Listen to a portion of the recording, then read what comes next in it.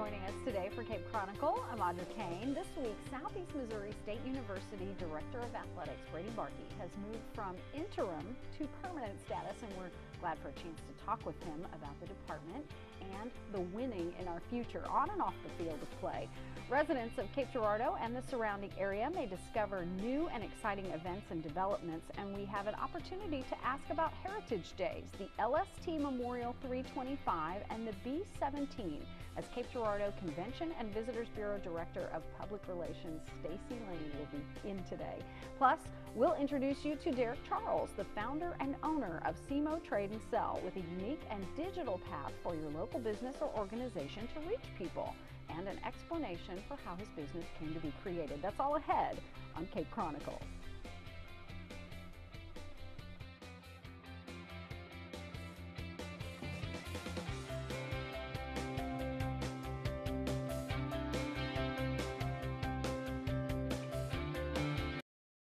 Whether it's for business or just a getaway, Cape Air is your wings in the Midwest. Cape Air serves 6 destinations, including Kirksville, Quincy, Fort Leonard Wood, Cape Girardeau, Marion, and Owensboro. Fly from Cape Girardeau to St. Louis with fares starting at just $49 each way. With easy connections through Lambert St. Louis International Airport, Cape Air connects you to the Midwest and the world. Book today at capeair.com or call 800-CAPE-AIR and enjoy the ride.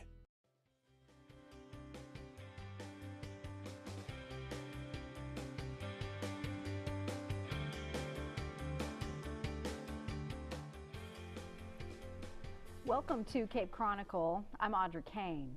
In the past couple of years, Southeast Missouri State University Athletics has been in a season of change, with coaches and staff coming and going. But the most recent change of Brady Barkey from interim athletic director to a permanent status gives a feeling of relief for the department, and no one is likely more relieved than Brady himself.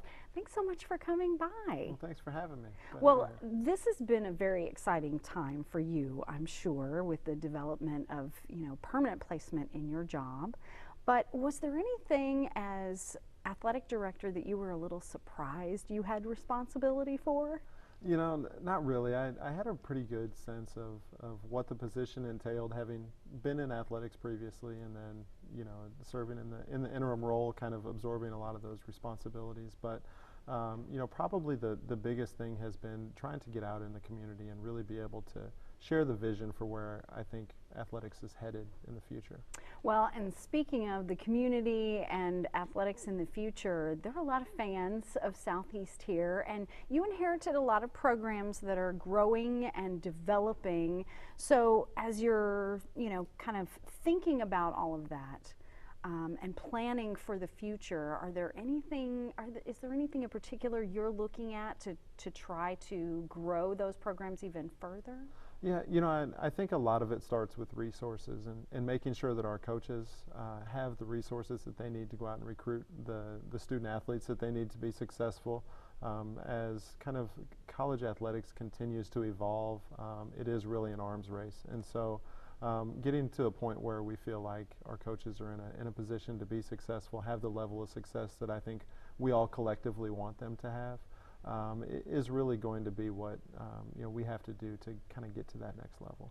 Well, and speaking of resources, and I think sometimes people are surprised in the community by our ability to not only listen to the games through like the River Radio Network or for SEMO ESPN, but also be able to watch the Red Hawks games. And how does that make you feel as athletic director? Yeah, the webcast that we have is a great addition for us. It's a huge recruiting tool, quite honestly, because we recruit a lot locally, but we recruit a lot all the way, California down to Florida, and it's a huge recruiting tool for us to be able to tell, the families that aren't going to be able to come to the games, you can still watch your son or daughter, compete through these things, and it's wonderful. It spreads the brand, but it also gives a lot of those families an opportunity and our alums an opportunity to follow. So I mentioned earlier the growing football program, the growing basketball programs. Are there other athletic programs that you would like to see grow even more so than those, and say, baseball with a new coach? Yeah, ultimately we want all of them to be able to be competitive. I think our goal, and I talk about this quite often, is we want every one of our student athletes at the time that they walk across the stage and shake the president's hand because they've earned their degree, we want them to do that with a championship ring on their finger. And so that means that we want every one of our programs to have experienced at least one conference championship in the 4-year period. And I think that that's attainable for us. I think we do certainly have to elevate some of our programs to get to that point. But we want to really have, that level of success that people can support all of our programs because they know that they're doing well. Well, with those programs in mind, is there one specific? I hate asking because it's like you're asking because a parent. We love them all who's equally. your favorite? Yes. Which do you get the most excited to go and watch them? I'm a basketball person. I grew up playing basketball. I played basketball in college, and so that one is a little dearer to me just because of my familiarity with it. But I think if we look at the success that our soccer programs have had over the years, our track and field programs, those types of things, they're often overshadowed by some of the revenue sports, so to speak. But we've got a lot of our women's programs that I think if people experience them for the first time, we'd have a lot of new fans in those sports too. There's a lot of energy that goes in at Field House when the volleyball team is playing. I've been there plenty of times myself. So, yes. Well, one of the things you mentioned new coaching staff, and just in the last couple of years we've had Coach Tuke come on board, and then also Coach Ray and Coach Patterson in the basketball program, and then we've had Coach move on from baseball. So you don't ever want to say no, don't leave. You hate to see them go, but going on to a larger institution is success for them. So what do you do to prepare for that? Yeah, that was one of those things that we didn't want to see a coach leave like Coach Beezer. But if we lose them, we want to see them go to places like that. We don't want to see them go to, kind of our peers, so to speak. We want them to ascend to better positions. It means that they've had success here.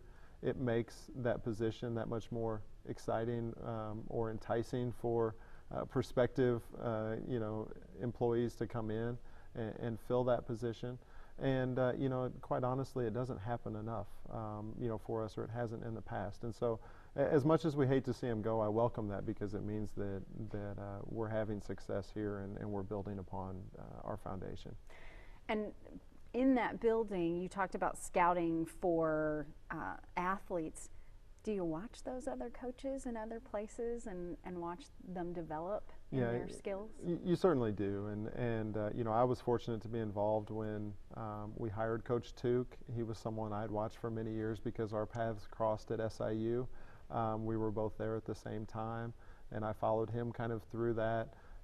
There are those kinds of people that you certainly always watch and think, if the time comes and it's the right fit, this might be someone we're interested in, because it's certainly a profession where you have to go and recruit people.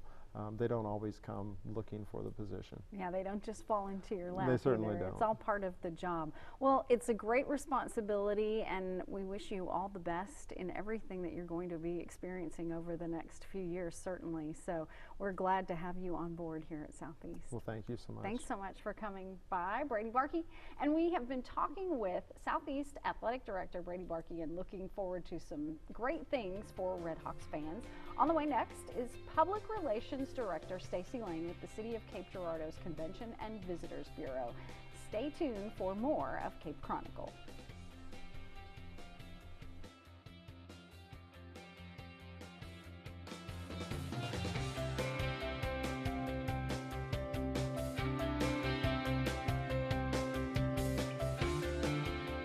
I just walked by and I said, "What's happening, guys?"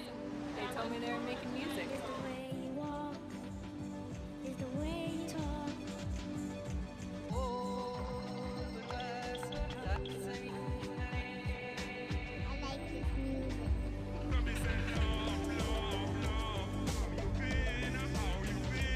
They said I could play, so any chance to play at all.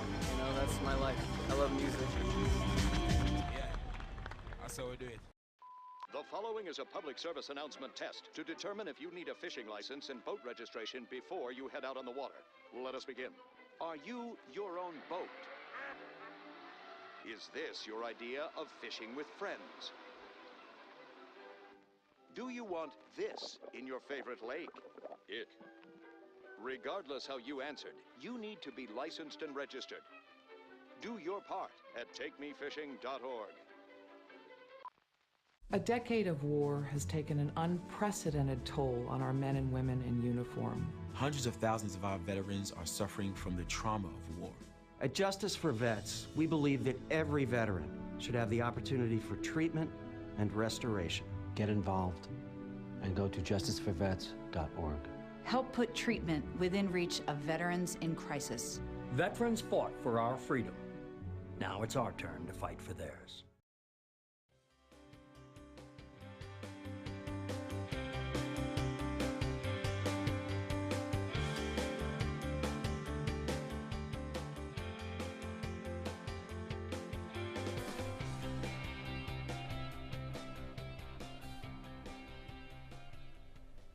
Welcome back to Cape Chronicle. Have you put your Heritage Days on your calendar? Do you know what the LST Memorial 325 is? Me neither. Well, we're joined by Cape Girardeau Convention and Visitors Bureau Public Relations Director Stacy Lane, who can tell us all about it, thank goodness. Thanks for joining us, Thanks for Stacey. having me. I don't miss any opportunity to talk about these really neat events that are coming up in Cape Girardeau. Well, when we were emailing back and forth, and I had to look at the links that you sent me on the visitcape.com website because I had no idea what these things were. Now, I knew what Heritage Days was. Now, but I'll bet that there are some viewers who do not know what Heritage Days is. So tell us about it. It's actually the first year that the historic attractions in downtown Cape Girardeau have banded together to do the first annual Cape Girardeau Heritage Days. So it kicks off on Friday, September 29th with a concert at the Common Pleas Courthouse gazebo. Mark Twain himself will be narrating the concert, and they're going to have an illustration of music throughout the years. Jerry Ford's going to be there, Steve Schaffner, Dennis Strogmat and the Creole Stomp. So that should be a really fun evening event at 6:30 on Friday, September 29th to get Heritage Days kicked off. And then it really gets rolling the next day, Saturday, October 1st, and continues through Sunday, October 2nd. All the historic attractions are going to be open for tours, and they've all really put some thought into what's special about their historic attraction, what part of history are they representing, and what special events can they do to really reflect that. So, for example, the Glen House is hosting 4 different sittings of a full Victorian tea with a little etiquette lesson. It should be really lovely, and you can pre-register for that at the website at visitcape.com/Heritage Days. And then Fort D is going to have the Front Porch Players do a period-correct worship service at their Civil War-era fort on Sunday at 11. And that's just the tip of the iceberg with the really special events all the historic attractions are putting on. So when you say period specific, especially for that Sunday worship service, I mean, that's like they'll be in full garb. The Turner Brigade has the Union wool uniforms, and the civilian ladies come out in hoop skirts. And it's going to be really special. So it's just an amazing opportunity to see our historic attractions in Cape Girardeau really at their best and demonstrating what part of history they represent. And I think it's going to be a really cool weekend. Now, I would say that the worship service is probably family friendly, but the tea might not necessarily be I don't think I'm going to child-friendly. bring my 1-year-old. He's in the grabby stage. I've been to the Glen House teas before, and they use all the antique teapots and the beautiful tiers with the tea sandwiches. So I think if you've got some young folks in your life who are willing to put their little pinkies up and put on their best manners, they would really enjoy it, but probably not for the grabby toddler set. No, and we've toured the home. It is definitely, there are breakables there, and so it's not necessarily something for really young children, but perhaps older elementary or junior high would And of enjoy. course parents know their children best, so I'm sure they'll look at what the events are and make the best decisions. But on a whole, everything's family friendly for the There are most part. some specific kid events though, just for kids. There right? are, especially at the Cape River Heritage Museum. They're going to have firemen's and police demonstrations, and Heritage Days is packed with so many events. We could talk about them for an hour. I mean, the historic attractions have put their heads together and come up with some really inventive ideas. So for a full listing of all of those events, you can find those at that website, visitcape.com/Heritage Days, and you can print off the flyer too, so you can just print and go. Now the red, is it called the Red House? The Red House Interpretive Center, yes. There'll be some like storytelling for They're children. going to have Creole Stomp there on Saturday at 3, I believe. And then they've been working on their Beehive Oven again, so I wonder if they'll have anything surrounding that. So, yeah. How fun. Okay, well, specifically with regard to the is it BST, LST? Yes, the LST Memorial 325. Well, it's confusing because then the Flying Fortress B-17 is here over the same time period as well. So if you're a history buff, though, it's going to be a weekend you're going to want to be in Cape Girardeau, because while Heritage Days is going on, the LST Memorial 325 is going to be docked at Riverfront Park. You know the old newsreels of the Normandy D-Day invasions where those huge ships came up right to the beaches and it's all black and white and the front of it drops down and all the soldiers and tanks roll off to liberate Europe during World War II? It's one of those ships, and it's the last one that's operating. They made over 1,051 LSTs during World War II, and the LST Memorial 325 is the very last one. So she'll be arriving at our riverfront under her own power. So she's not showing up with a tugboat. I mean, this boat actually operates. Every time a part breaks, the engineers on board have to find a way to manufacture it. So it's truly a living piece of history, and we feel that it's such a privilege to host them in Cape Girardeau. So we've really been doing everything we can to make sure that we're telling as many folks as we can about the LST. It's on the National Register of Historic Places. The whole ship is now set up like a museum, especially like the tank deck where they used to store all the tanks while they were, you know, taking supplies overseas. So we're really looking forward to their arrival on September 29th. And then the B-17 will be down at the Cape Girardeau Regional Airport. At the regional airport. And this is a fully restored B-17 Flying Fortress. So you can get a feel at the riverfront with the LST for what life was like for the U.S. Navy during World War II. And then you can drive 10 minutes to the Cape Regional Airport and get a feel for what life was like in the skies during World War II as well. And I've seen pictures of this plane, and it is beautifully restored. And they're offering climb aboard ground tours with a suggested donation of $5. And they're here September 27th through October 2nd. And we've got details on the B-17 and the LST at visitcape.com/LST. So we're really looking forward to welcoming them to Cape Girardeau as well. Well, thank you so much. A lot of great information. And again, you can find more at visitcape.com. Thanks for coming by, Stacey. Thanks for having me. We've been talking with Stacey Lane of the Cape Girardeau Convention and Visitors Bureau. Next up on Cape Chronicle, we'll talk with Jared Charles, the founder and owner of SEMO Trade and Sell. Stay tuned.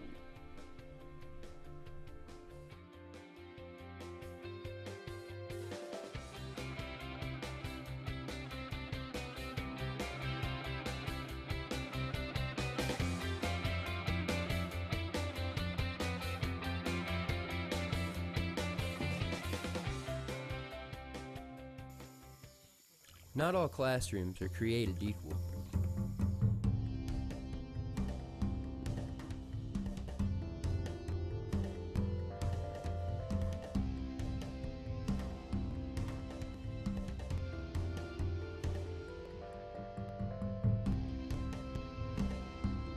You can't just learn about life, you have to do it. At Southeast Missouri State University, we can't wait to see what you do.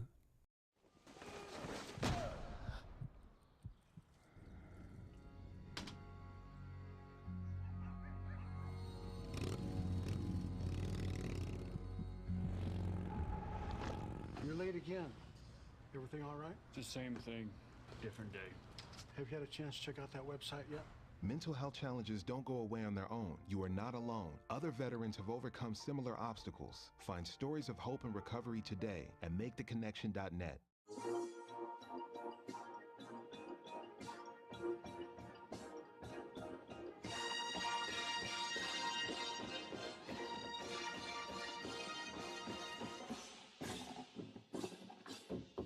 Wherever, whenever, cheering for whoever. There's one place to go for free OBC sports, the OBC Digital Network.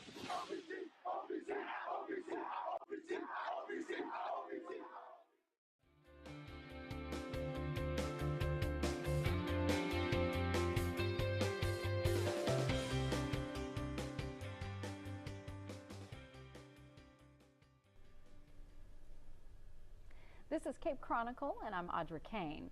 When you're trying to buy or sell something, there are many new and somewhat unconventional ways of doing so, and SEMO Trade and Sell owner and founder Derek Charles would be more than happy to tell you that, so he's here with us today. Welcome, Derek. Thank you so much, Audrey. It's nice to have you here. We had, when we scheduled this, I decided I would go and investigate your business a little bit, and it is primarily online. You don't have a brick and mortar type of business, so describe it just a little bit for me, or for the viewers, so that they'll know what we're talking about. Sure.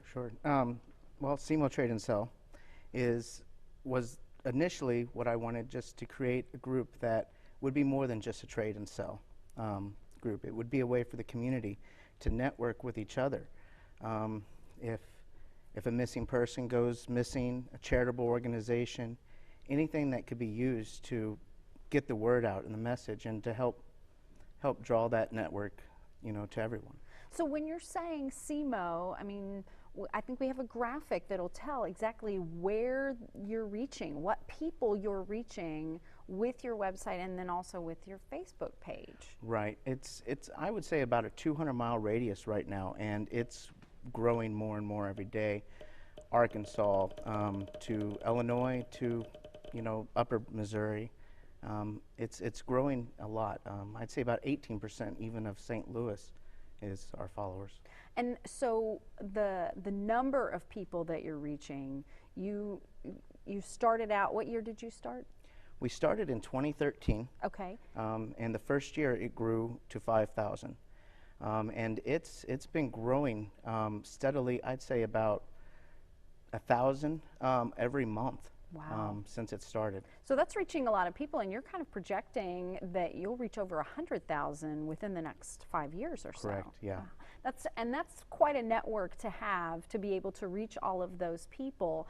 But one of the things that you like to focus on, though, with that reach is not just business and selling and trading, but community service. Right. And charities. Yeah. Early on, I saw that this could be even more than what my vision for it was, and I want everyone to be encouraged to put their charity events on the group. I've personally have focused on Safe House for Women in the area. We started a food drive for them, and it went off really well. I prayed to see who needed the help the most, and I was kind of guided towards their direction, and it's just done really well. We did one food drive, and it wasn't enough to get them through the whole year, so we started 2 food drives. We do a spring and a winter drive for them each year. The next one's getting ready to start November 18th. November 18th, and they can find more information at SEMOTradeandSell.com. Okay, so for that specific event as far as the food drive goes. But you're also helping to publicize another event for Safe House for Women, right? Yes, Vintage Now is getting ready to start October 22nd. It'll be a great fashion show, great event at the Osage Center. And all proceeds go towards Safe House for Women. That's always a very popular event, so being interested in promoting it is very commendable. Thank you. I, as a woman, would thank you, but I know that our viewers probably enjoy getting to see the community businesses getting involved in charitable organizations as well. What other type of charities are you involved with? Well, I've also backed Autism Awareness of Southeast Missouri, and had the honor of getting to be on the committee for the Autism Awareness Benefit that was just held at Ray's Banquet Center, and it was our first event, and we raised over $21,000. Wow, that's amazing. We have a great autism center. Southeast Missouri State University has a fantastic autism center here in Cape Girardeau. So for local businesses to get involved and have raising awareness not only for autism as a whole, but also the services that are available in Cape Girardeau is fantastic. Anything else that you are passionate about as far as charities go? Well, I don't want to put a limit on it, that's for sure. That's great. I'm talking with Love Inc. right now, and anybody that, like I said, that has something that they are passionate about and want to get the message out to our followers, please, you can email me, you can contact me, and I'd be happy to help you out with that. Well, that's very commendable. I mentioned this to you earlier before we began the interview, that you're young to own your own business, to run your own business, Was there someone in your life that inspired you, especially, you know, gave you that drive or pushed you to become successful? Well, my parents, they've always owned their own business, and it's something that I've always had the drive, and I've lived up growing and seen how it can be done, and it's something I've always had the passion to do is business. And I started this group not as a business, and I started it as just a vision of being a larger than just a trade and sell network for the community, and it's just growing and growing and growing. Well, and I saw you were doing a ribbon cutting with the City of Cape Girardeau just recently. Yes, did a ribbon cutting and actually just opened up an office, so we're kind of going up past the brick and mortar. So you do have a brick and mortar location. Yeah. Well, that's okay. You know, most of the people are never going to see that location, but they are going to find you online. That's right. What was your drive and your inspiration for being involved in community events in public service? Well, it's an honor to be able to have a platform to be able to help the community, and I want to do more and more as I can, and I feel that it's helping a lot of people. It's helping the economy. I feel even it's giving an avenue for everyone to be able to get something at a lower cost and be able to sell their own items and just generate revenue for them as a household and get their message across if they're passionate about something. So if someone wants to email you, what's your email address? My email is cmotradeandsell@gmail.com. Well, that's not difficult. I No. think they can find it. And your website, cmotradeandsell.com, but you're also on Facebook as well. Very big part of Facebook, Okay, yes. yeah. Well, it's exciting to see a digital business like yours grow and develop and then also give back to the local community. Derek, thank you so much for coming by Thank you so today. much for having me. Any inspiration that you'd throw out to anybody who thinks they might want to be involved in the community? Well, just get started. Get started. You know, if you have an idea or a dream, don't just think about it or put it on hold. Get started. Well, you're definitely going to be an inspiration for a few people after this. So, Derek, thanks so much for coming by and sharing that information as well. That's cmotradeandsell.com. Thank you so much for joining us today for Cape Chronicle. The program is a collaboration between the Department of Mass Media at Southeast Missouri State University, the City of Cape Girardeau, and River Radio Group. Our executive producer is Dr. Jim Dufek. I'm Audra Kane. Thank you for watching.